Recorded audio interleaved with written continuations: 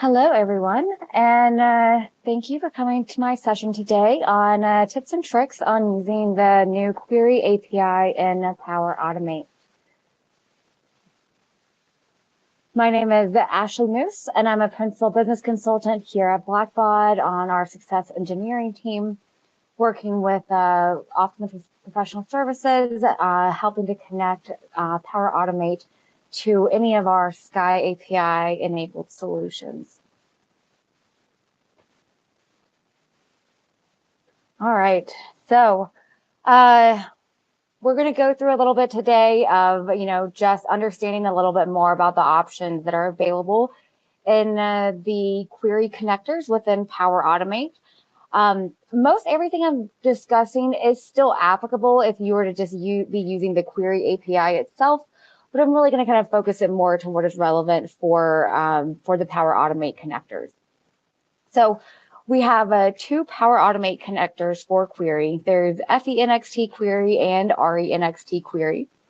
And if you're at all curious as to why we have two, as opposed to why they're not just one query connector, so if you have a FE and RE, and if you are at all familiar with Power Automate, you will know inside Power Automate, you cannot easily rename connections. So if there was just one query connector, you would have one that was pointing to FE, one that was pointing to RE, and it would just be confusing to be able to keep up with the know what's what. So by having them separated, it allows for just ease of management in instances where people do have both. Within both connectors, we have the following actions. So first is the list queries, which is just kind of a big search or a listing of all the way to list the queries in that NXT environment. Then the next three all initiate a query or actually kind of run the query of some sort. Start a query job runs a pre-configured query that has already been set up and saved in your NXT environment. Start an ad hoc query job is going to run a query where you're defining the full definition directly within Power Automate.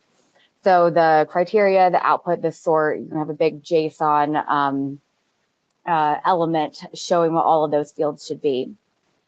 Start a refresh static query job, does what it sounds like it does. It's just going to refresh that static query and regenerate those keys for you. And then get query job status would connect to the prior three actions so that you can actually get the data out and do something else with that data. All right, so whenever you are choosing one of those kind of middle three actions, middle two, start a query job or start a refresh static query job, the first thing you need to be able to do is select the query itself. There's a couple different ways we can do this. One is just by using the query dropdown. Seems pretty basic, but sometimes everything that you need does not appear in that dropdown, or the query you're looking for does not appear, in which case we might need to use one of the other two options I'm going to talk about. I have noticed lately, though, looking in the old view of Power Automate, kind of the new old view, there is a search field included now. So that really helps being able to find things, even if it's not immediately showing up for you.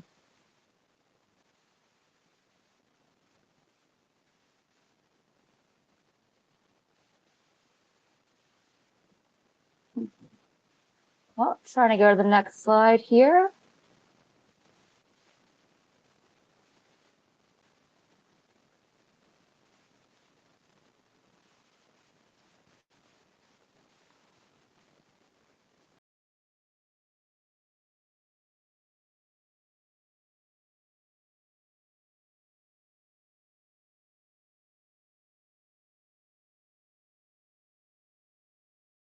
My cursor was getting stuck there. It seemed like it was just not moving on to the next slide. So hopefully that does not keep happening. The next option here is to just put in the query. Oh, actually, I skipped one. Is our list queries. So here you'll be actually using that list queries action and using some of the more available search options and parameters available there to help define and find the query you're looking for. So maybe your query has a name that's very similar to somebody else's. So just looking in the query dropdown is a little it's too much. But you want to be able to filter maybe on my queries or be able to filter on. You can do that by using the list queries action. If you are using list queries, you'll likely need to also have in the middle a filter action to get it identified to just one query that you are looking for. And then you would have to have a first expression in there in the where the custom value field is showing in that bottom action in order to identify just the one query ID.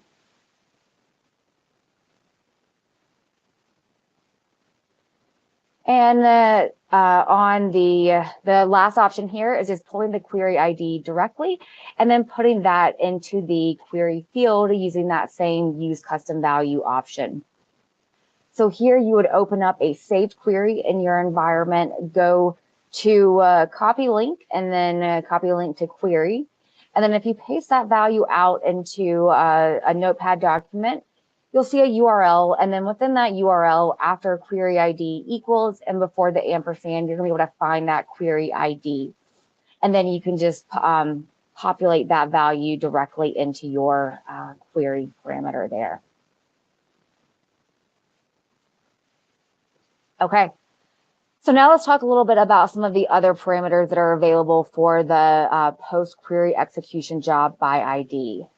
Some of these parameters are also available on the ad hoc and static query refresh actions. But for most low coders, the action you're going to be using the most often is that run a configured query by ID. So those are going to be the ones that we're going to focus on. Anything I'm talking about, though, if this parameter, if you do see it in one of the other actions, though, the underlying information and details I'm sharing here are the same no matter where you're seeing it. So the first one is formatting mode. So I've been seeing questions about this come up a lot lately in the community because people are not selecting a formatting mode.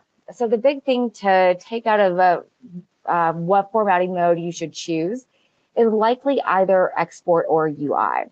Because if you have the formatting mode set to none, or you just don't have anything selected on the formatting mode, which would default to none, then any field that is encrypted in the database itself will also be encrypted in the query output. So that could be things like birth date, ages, account numbers, and also you end up seeing some timestamps appear on date fields. So if you're looking on like the front end, it just looks like a proper date field, but then you start to see that timestamp appended onto it. Changing your formatting mode to select either export or UI should get past that, and your encrypted field will not be encrypted in the output. I have not currently seen a difference in the way that values are appearing based off of selecting UI or export. But as we start to build, or Blackbaud starts to build out more of the export functionality within NXT, that's likely to change, and there could be some variance based off of whether it's there's any other kind of export parameters applied to that.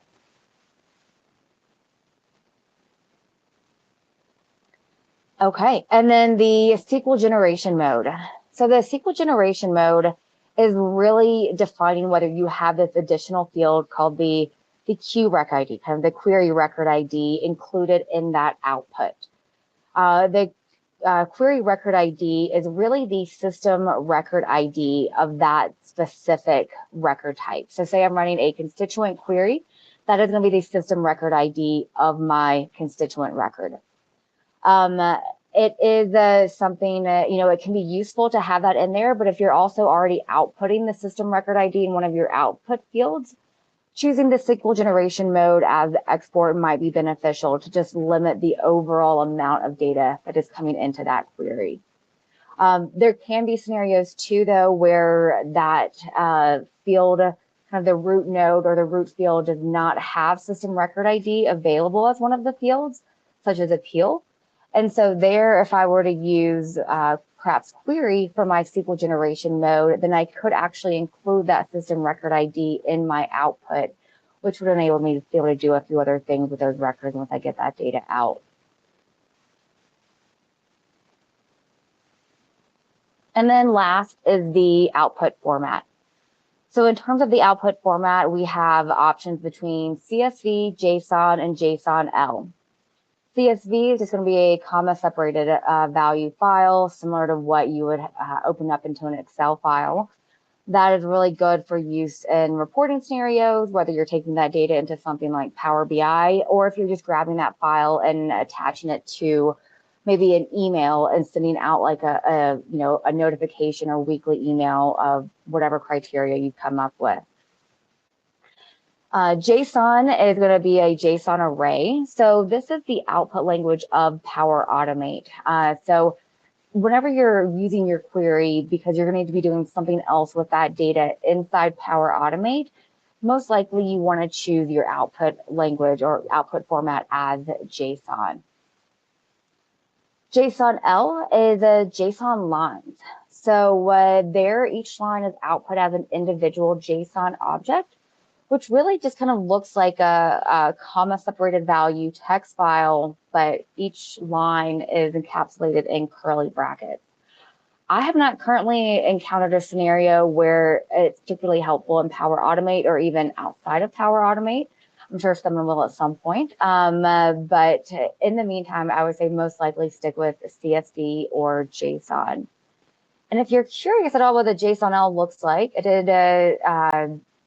download a file earlier just to be able to show this.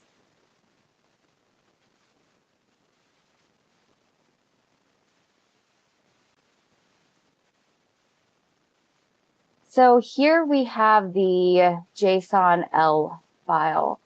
So you can see it's just a complete, row of text data, very similar to what you would see with a CSV file, except for each of your beginning rows are starting with those curly brackets, as opposed to a normal JSON formatted file, which looks similar to when you're looking at that output directly within Power Automate.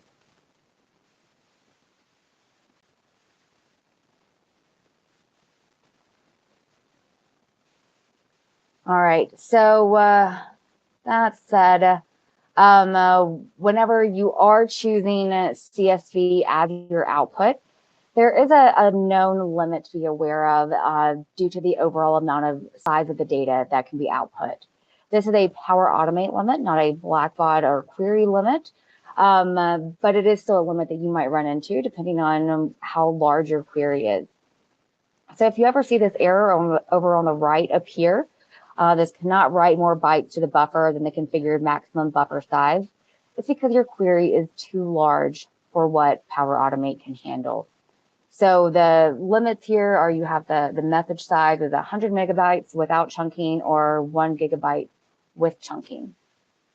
What chunking is referring to is this setting over here on the HTTP action.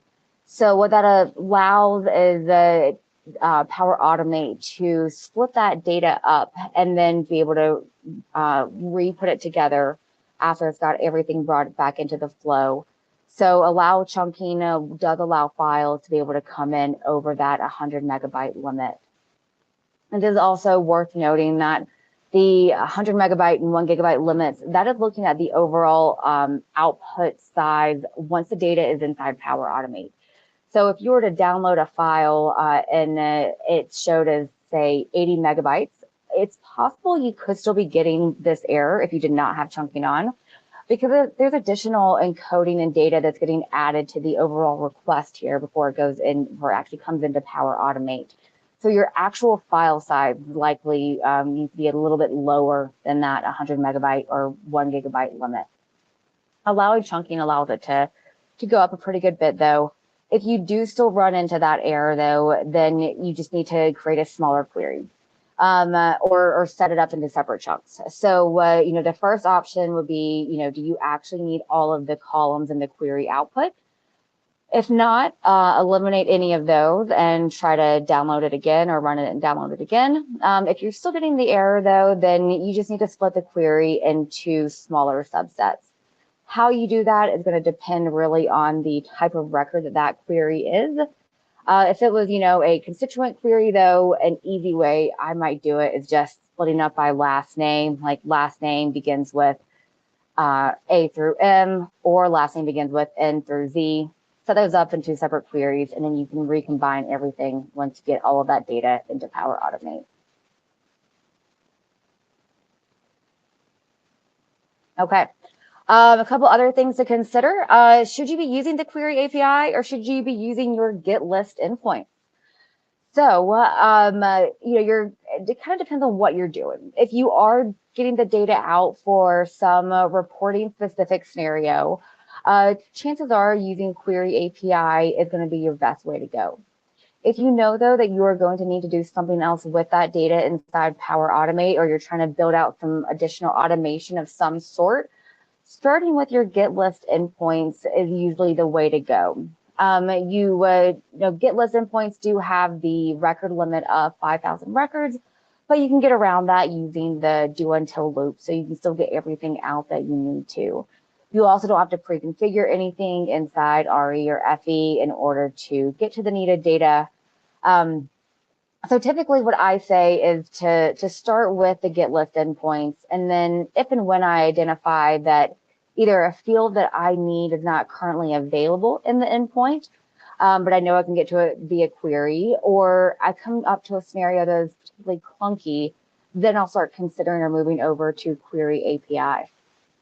So something that might be kind of clunky, I was working on a project a while back where someone wanted a notification of any gift that recent gift that did not have an assigned fundraiser of a specific type. It's not just no assigned fundraisers, those of a specific type. So in order to do that, I was having to start with the list gifts, and then once I had my gifts, finding those that had anyone assigned as the fundraiser, and then looking at list fundraisers, comparing that to see if that person had that type. And it just became a little complicated. And so I thought about using query instead to just eliminate some of the looping and time that it was taking in Power Automate to get to that same subset of data. And I was able to build out a query that gave me the exact subset of gifts that met that criteria, and then I could build out a report or a notification to do something else with that. So, there's no right or wrong way, but my best practice is normally to say start with your get list endpoints first, and then move to query once you identify a gap. All right, now for a little more fun. So using queries with ask operators. So this is a little bit of a newer feature that's available within query. You can now actually use queries that have the operator set to ask. If you are using a query with an ask operator, you'll have to call this query using the send an HTTP request from the Blackbaud Sky add-in connector instead of the start a query job by ID from the query connector, because that one does not yet have parameters available to pull in ask fields. Once you have decided that you want to use an ask query, though, there's a couple different things you also need to consider in terms of the field ID. So the first is the query field ID. So this is the field that you are asking. What is the ID for that field? And then what values do you need to match up against it? Over on the left side, we see where the field ID's filter value is equal to Robert. That's just looking at a plain text. So that works just as it is, just fine. But if you're trying to ask something equal to a code table value, you have to be passing in the ID of that code table to get the correct results.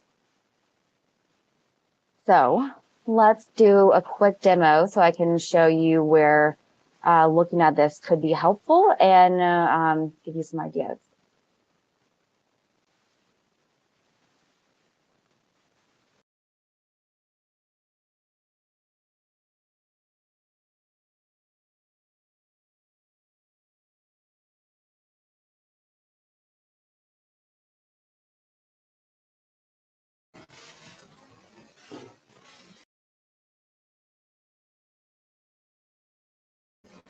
Okay, so I was working with an organization, and they are they have members that belong to different chapters, and the way that their lookup ID is assigned is based off of the chapter that they are in.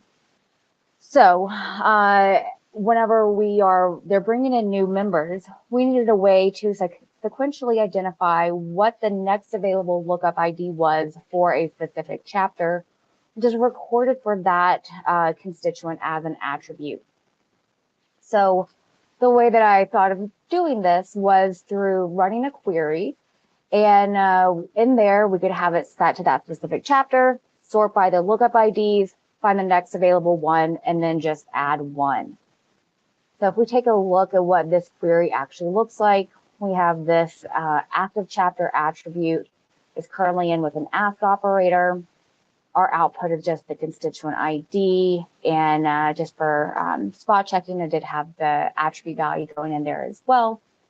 And then when you're looking at the results that are being sorted alphabetically, let's say equals University of South Carolina.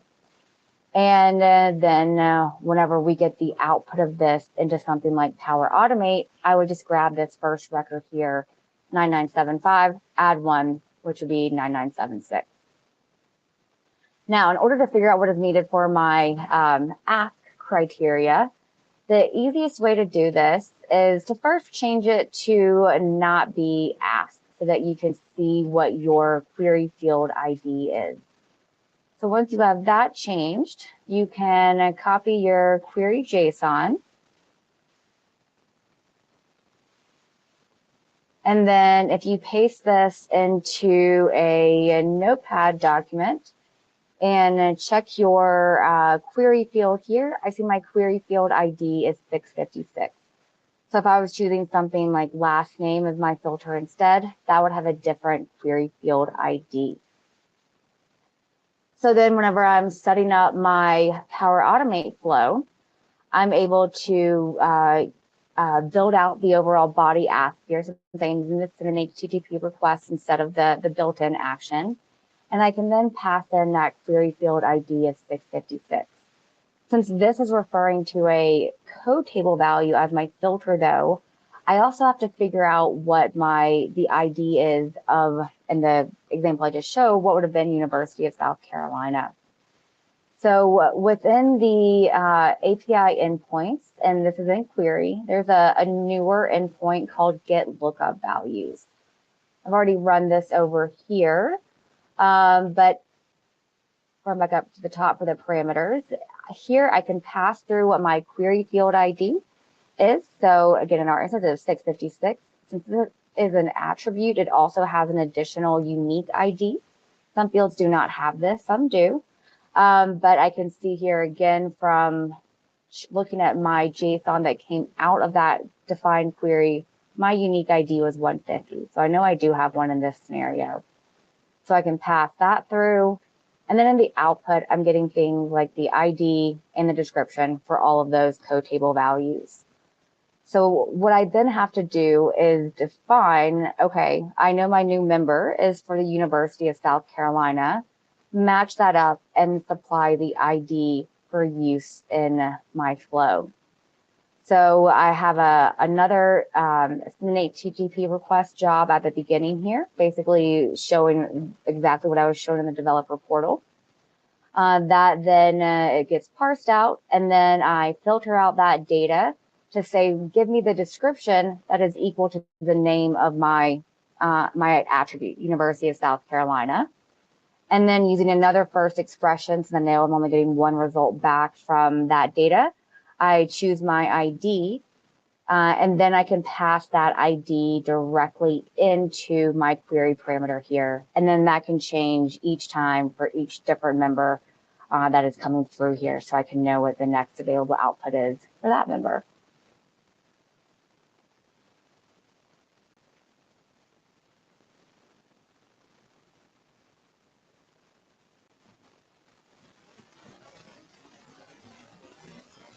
Okay, and that's it.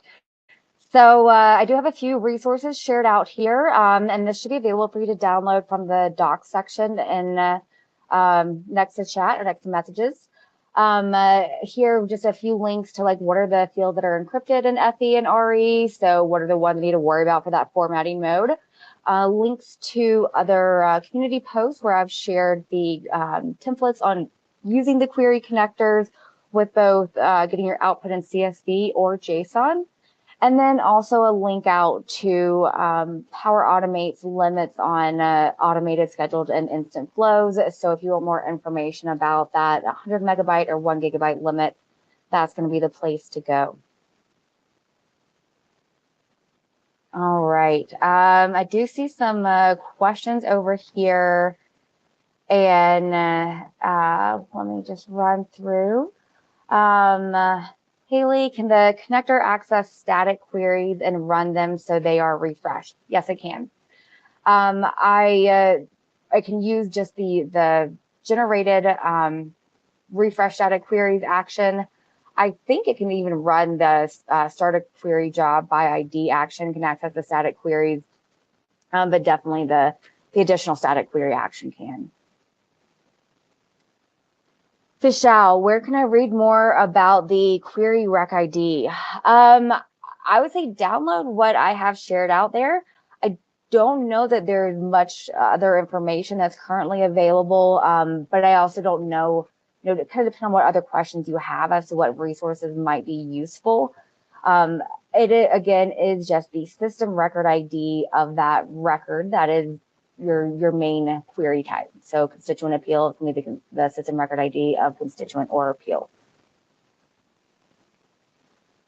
Claire, we are setting up most of our reports using HTTP request trigger, using GET and POST actions using Blackbaud Sky with JSON output.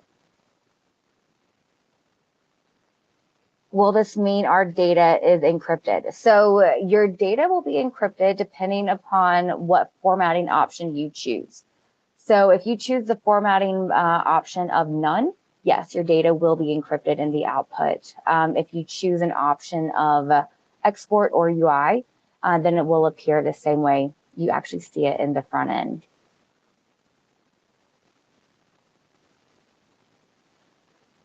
Jessica, do you know if we can replicate the export queue process utilizing Query API and Power Automate, including duplicates? You can get close. So, there is some additional flattening of the files and some different options that are available within export that are not yet available in query. That functionality is currently being worked on and will soon be, I would say soon, I don't know exactly when, but in the future it will be rolled out and those options will become available in query. So if you see an option that is available in export that today you're not seeing it in query, eventually it should be there, but there is still a little bit of a discrepancy today. Spencer, could I edit an existing flow that uses a list and replace it with a query, or is it more complicated? So yes, you can. And as to whether it is more complicated, maybe, maybe not. So like in the example I was giving where I needed to get that list of gifts and filter through it and see whether it had an assigned fundraiser of a specific type. In that case, using query was less complicated.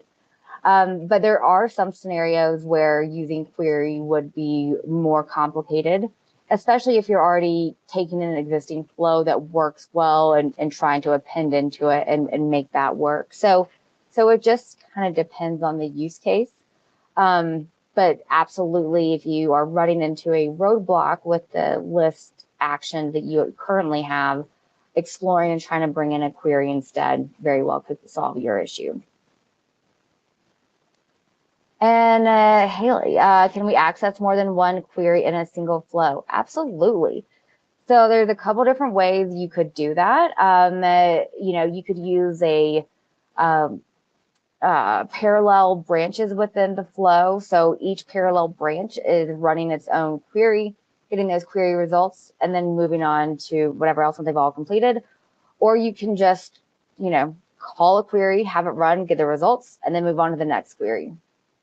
But there's a couple different ways you could go about that, but absolutely there are no limits to how many queries could be in one flow.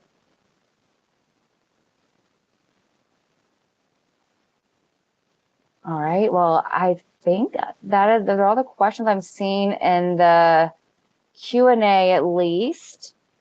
Although looking at In chat, Daniel, is there a community that talks about Power Automate and Query? Yes, the main Sky API, Microsoft Power Platform community will be the one to go to for that. Give me 1 second here and I will grab that link for you.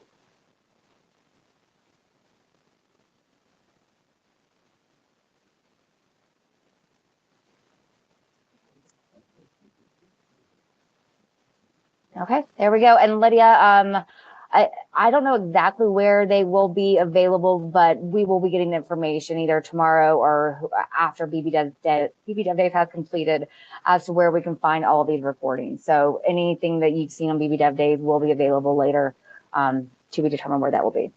So thank you all. And if you do have any questions, feel free to reach out to me directly in community and can help answer them from there.